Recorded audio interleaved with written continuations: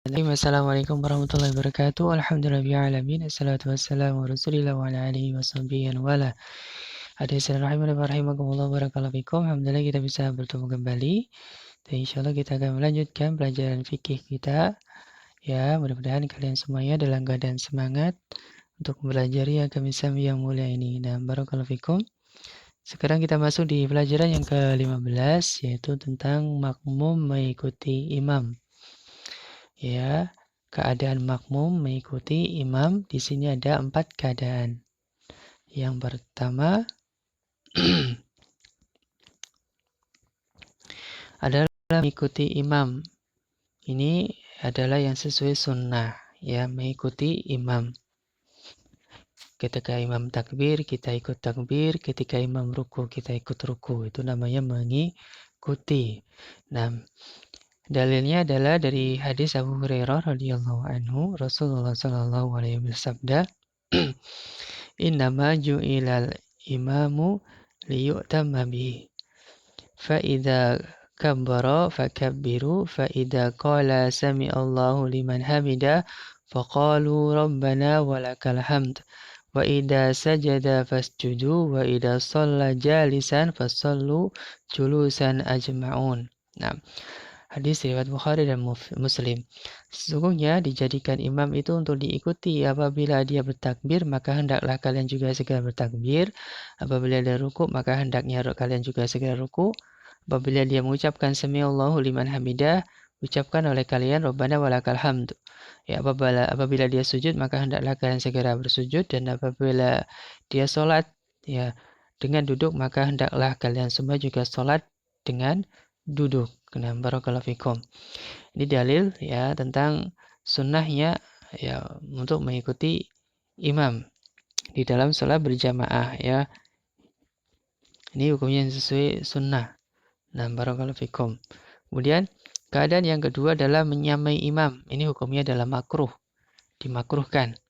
Ya, misalnya makmum melakukan ruku sebelum melakukan ruku dalam waktu yang bersamaan dengan imam, ya. Baik itu menyamai dalam ucapan maupun dalam gerakan. Ya. Kalau dia menyamai dalam ucapan takbiratul ikram, maka salatnya tidak sah. Ya, jadi imam takbiratul ikram Allahu Akbar, kita juga ikut takbiratul ikram bersama-sama imam Allahu Akbar gini, maka salatnya tidak sah. Ya. Seharusnya kita mengikuti imam. Kalau imam Allahu Akbar selesai, kita baru Allahu Akbar. Nah, ketika kita menyamai dalam takbiratul ikram, maka salatnya tidak sah. Tapi kalau menyamai selain dari takbiratul ikram, hukumnya makruh, ya, dibenci atau tidak disukai. Nah, kemudian keadaan yang ketiga adalah di sini mendahului imam, dan ini hukumnya haram. Ya, tidak boleh mendahului imam.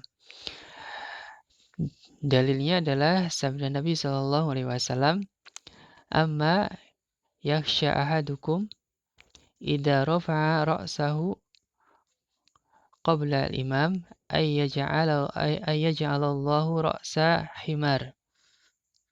Nah, au yaj'alu suwaratun himar.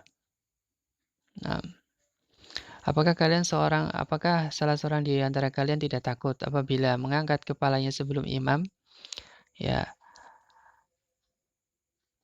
Untuk kemudian Allah menjadikan kepada kepalanya menjadi kepala keledai, atau dirubah bentuknya, bentuk tubuhnya menjadi bentuk keledai.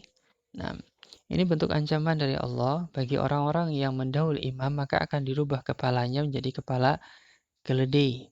Ya, makanya kita harus berhati-hati, tidak boleh mendahului imam, ya, baik dalam ucapan maupun dalam gerakan. Nah, ya, dan juga ini adalah hadis Nabi SAW, hadis yang sahih, ya. Orang siapa yang mendahului imam, maka akan diubah kepala menjadi kepala keledai. Dan kita harus meyakininya. Nah, tidak boleh menertawakannya atau tidak boleh percaya. Karena dulu sudah pernah terjadi di zaman para ulama kita bahwasanya ada seorang ulama yang mengajar muridnya itu selalu di belakang tabir, ya, di belakang hijab. Maka para muridnya pun penasaran dan meminta kepada gurunya agar diperlihatkan wajah beliau.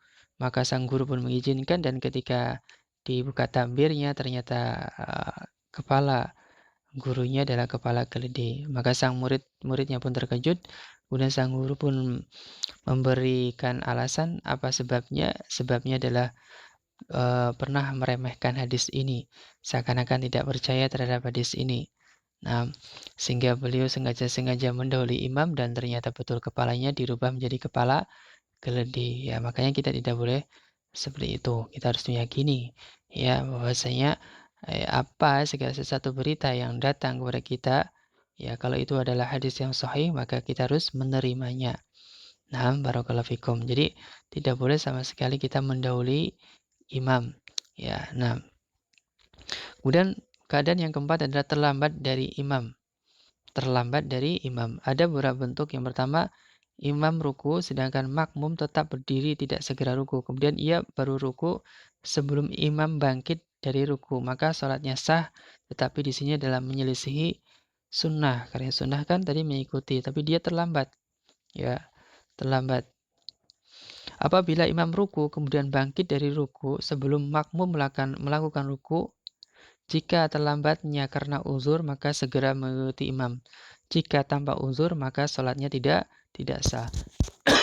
Nah, ini keadaan yang kedua ya. Jadi dia terlambat satu gerakan imam. Kalau dia disengaja maka sholatnya jadi batal. Nah, kalau ada uzur maka dia untuk segera mengikuti dan sholatnya tidak batal. Kalau ada uzur yang syar'i. Nah, barakallahu fikum, misalnya tidak mendengar takbirnya imam atau yang lainnya, maka ini tidak masalah. Nah, barakallahu fikum, ini dari 4 keadaan makmum mengikuti imam. Mudah-mudahan bisa dipahami ya. Nah, sampai di sini dulu. Wallahu ta'ala alam. Subhanakallahumma wa bihamdika asyhadu an la ilaha illa anta astaghfiruka wa atubu ilaik. Assalamualaikum warahmatullahi wabarakatuh.